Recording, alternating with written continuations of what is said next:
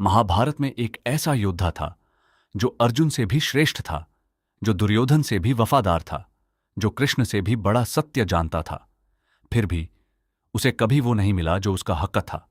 उसका नाम था कर्ण, सूतपुत्र, राधेय, अंगराज। वो इंसान जिसे जन्म से पहले ही भाग्य ने धोखा दिया, जिसे मां ने छोड़ा, जिसे गुरु ने श्राप दिया, जिसे समाज ने ठुकराया, जिसे दोस्त ने, सबसे करीबी दोस्त ने, एक ऐसी दोस्ती में बांधा जो उसे बर्बादी की तरफ ले गई। फिर भी वो टूटा नहीं, झुका नहीं, और जब मरा तो इतने बड़े कद के साथ मरा कि खुद भगवान कृष्ण उसकी चिता पर माथा टेकने आए। यह है रश्मिरथी, रामधारी सिंह दिनकर का वो महाकाव्य जिसे हिंदी साहित्य का सबसे ओजस्वी, सबसे शक्तिशाली काव्य माना जाता है। आज हम कर्ण की वो कहानी सुनेंगे जो महाभारत ने पूरी नहीं कही, जो दिनकर ने अपने शब्दों की आग से जलाकर हमारे दिलों में उतार दी। कहानी शुरू होती है एक नदी के किनारे से। एक टोकरी, उसमें एक नवजात शिशु, और उस शिशु के कानों में सोने के कुंडल, माथे पर दिव्य कवच। वो शिशु कोई साधारण नहीं था। वो कुंती का पुत्र था, पांडवों की मां का पहला बेटा, सूर्यदेव का अंश, जन्म से ही अजेय। लेकिन कुंती अविवाहित थी, और उस जमाने में एक अविवाहित मां के लिए यह पुत्र एक कलंक था। तो उसने वो किया जो शायद इतिहास का सबसे दर्दनाक फैसला था। उसने अपने बेटे को नदी में बहा दिया। वो टोकरी बहती रही और आखिर एक सारथी के घर पहुंची। अधिरथ और राधा ने उस बच्चे को गोद में उठाया, प्यार से पाला, अपना बेटा माना। लेकिन दुनिया ने उसे कभी अपना नहीं माना। हर जगह एक ही तानाकसी, सूतपुत्र, तुम्हारी औकात क्या है? द्रोणाचार्य के गुरुकुल में जब कर्ण ने प्रवेश मांगा, उन्होंने मना कर दिया। क्षत्रिय नहीं हो, शिक्षा नहीं दे सकते। परशुराम के पास गया, झूठ बोला कि ब्राह्मण है, उनसे दिव्यास्त्र सीखे। और जब सच सामने आया, परशुराम ने श्राप दिया, जब सबसे ज्यादा जरूरत होगी तब तुम्हारी विद्या काम नहीं आएगी। एक के बाद एक, हर दरवाजा बंद, हर रास्ते पर एक दीवार। और कर्ण फिर भी चलता रहा, क्योंकि उसे पता था मेरी पहचान मेरा जन्म नहीं, मेरे कर्म हैं। स्तिनापुर की रंगभूमि। अर्जुन अपना पराक्रम दिखा रहा था। सारी दुनिया तालियां बजा रही थी, और तभी एक अजनबी आया, कर्ण। उसने अर्जुन की हर कला को दोहराया, हर विद्या को पार किया। भीड़ चुप हो गई, लेकिन तभी कृपाचार्य ने कहा, रुको, पहले अपना परिचय दो। कौन हो तुम? किस राजघराने से हो? कर्ण के पास जवाब नहीं था। वो सूत पुत्र था, कोई राजघराना नहीं। भीड़ हंसने लगी, ताने मारने लगी, और तभी एक आवाज आई, दुर्योधन। उसने कर्ण का हाथ थामा, उसी वक्त अंग देश का राजा बना दिया। अब तुम राजा हो, अब कोई तुम्हारा परिचय नहीं मांगेगा। कर्ण की आंखें भर आईं। पहली बार किसी ने उसे बिना जाति पूछे, बिना कुल पूछे, सिर्फ उसकी काबिलियत देखकर अपनाया था। और कर्ण ने उसी दिन प्रतिज्ञा की, दुर्योधन, जब तक सांस है तुम्हारा साथ नहीं छोड़ूंगा। लेकिन यही दोस्ती, यही वफादारी, यही प्रतिज्ञा एक दिन उसे उस युद्ध में ले जाएगी जो नहीं होना चाहिए था। दिनकर ने लिखा, जो सच जानता था वो गलत के साथ खड़ा रहा, न इसलिए कि उसे सच नहीं पता था, बल्कि इसलिए कि वफादारी उसके लिए सच से भी बड़ी थी। क्या यह कर्ण की सबसे बड़ी ताकत थी, या सबसे बड़ी कमजोरी?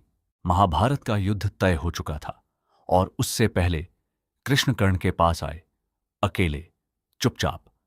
कृष्ण ने कर्ण को सच बताया, कर्ण, तुम कुंती के पुत्र हो, पांडवों के बड़े भाई हो। अगर तुम पांडवों के साथ आ जाओ तो युधिष्ठिर से बड़े राजा तुम होगे, द्रौपदी तुम्हारी पत्नी होगी, सारा राजपाट तुम्हारा होगा। कर्ण चुप रहा, बहुत देर तक चुप रहा, और फिर बोला, कृष्ण, मैं जानता हूं तुम सच कह रहे हो। मैं जानता हूं पांडव धर्म के पक्ष में है। मैं जानता हूं इस युद्ध में दुर्योधन हारेगा। लेकिन जिस दिन सारी दुनिया ने मुझे ठुकराया था, उस दिन दुर्योधन ने मेरा हाथ थामा था। उस एक इंसान की दोस्ती किसी राजपाट से बड़ी है, किसी द्रौपदी से बड़ी है, किसी जीत से बड़ी है। मैं दुर्योधन का साथ नहीं छोड़ूंगा। कृष्ण मुस्कुराए, वो जानते थे कर्ण यही कहेगा, क्योंकि कर्ण कर्ण था। दिनकर ने यहां लिखा है हिंदी साहित्य की सबसे ओजस्वी पंक्तियां। जो सत्य है वो कर्ण जानता है, जो धर्म है वो कर्ण पहचानता है, फिर भी वो उस मित्र के साथ खड़ा है जिसने उसे तब अपनाया था जब पूरी दुनिया ने दरवाजे बंद कर लिए थे। यही कर्ण की महानता है और यही उसकी त्रासदी। एक और बात कृष्ण ने उस दिन कर्ण को दी, एक वरदान। कर्ण, जो तुमने आज किया है यह दुनिया हमेशा याद रखेगी। युद्ध में तुम हारोगे, लेकिन इतिहास में तुम जीतोगे। कुरुक्षेत्र का मैदान, लाखों सैनिक, हाथी, घोड़े, शंखनाद, और उस मैदान में सबसे आगे था कर्ण। युद्ध के 17वें दिन कर्ण और अर्जुन आमने सामने थे। वो युद्ध जिसका सारी दुनिया इंतजार कर रही थी। और तभी परशुराम का श्राप काम आया। कर्ण का रथ का पहिया जमीन में धंस गया। कर्ण रथ से उतरा, पहिया निकालने लगा और उसी पल अर्जुन ने बाण चलाया। कर्ण गिरा, लेकिन गिरते गिरते भी उसने आसमान की तरफ देखा, जैसे कह रहा हो, मैंने जो करना था किया, जो निभाना था निभाया, कोई शिकायत नहीं। और उसी वक्त कुंती, उसकी मां, बहुत दूर बैठी रो रही थी। वो मां जिसने उसे जन्म दिया था, जिसने उसे नदी में बहाया था, जिसने उसे कभी मां का प्यार नहीं दिया, वो अब रो रही थी। लेकिन बहुत देर हो चुकी थी। और जब कर्ण की चिता जली, खुद भगवान कृष्ण वहां आए, माथा टेका और बोले, तुम महाभारत के सबसे बड़े योद्धा नहीं थे कर्ण, तुम महाभारत के सबसे बड़े इंसान थे। स्मृति सिर्फ कर्ण की कहानी नहीं है, यह हर उस इंसान की कहानी है जो काबिल होते हुए भी ठुकराया गया, जो मेहनत करते हुए भी पीछे छोड़ा गया, जो सही होते हुए भी हारा। दिनकर ने कर्ण को इसीलिए चुना क्योंकि कर्ण हम सब में है। हर वो इंसान जिसे जन्म की वजह से जज किया गया, वो कर्ण है।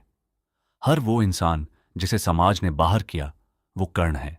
हर वो इंसान जो गलत के साथ खड़ा रहा सिर्फ इसलिए कि वफादारी उसे सच से ज्यादा प्यारी थी, वो कर्ण है। और रश्मि रट्टी हमें 3 सबक देती है। पहला, अपनी पहचान खुद बनाओ। जन्म तुम्हारी सीमा नहीं है, कर्म तुम्हारी पहचान है।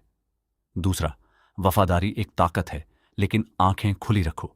जिसके साथ खड़े हो उसकी राह सही है या नहीं, यह भी देखो। तीसरा, हार का मतलब बुराई नहीं है। कर्ण हारा, लेकिन इतिहास में वो जीता। और आज भी जब महाभारत की बात होती है, सबसे पहले कर्ण का नाम आता है।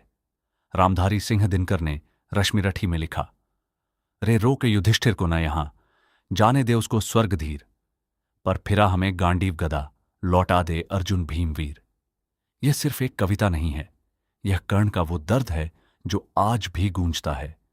अगर यह कहानी आपके दिल में उतर गई तो इसे उस एक इंसान के साथ जरूर शेयर करें जो आज खुद को अकेला महसूस कर रहा है, जो लग रहा है कि उसके साथ नाइंसाफी हो रही है। उसे बताइए कर्ण की कहानी, क्योंकि अगर कर्ण नहीं टूटा तो आप भी नहीं टूटेंगे। सब्सक्राइब करना मत भूलिए। हर हफ्ते ऐसी ही कहानियां लाते हैं जो दिल को छू जाए। जय हिंद।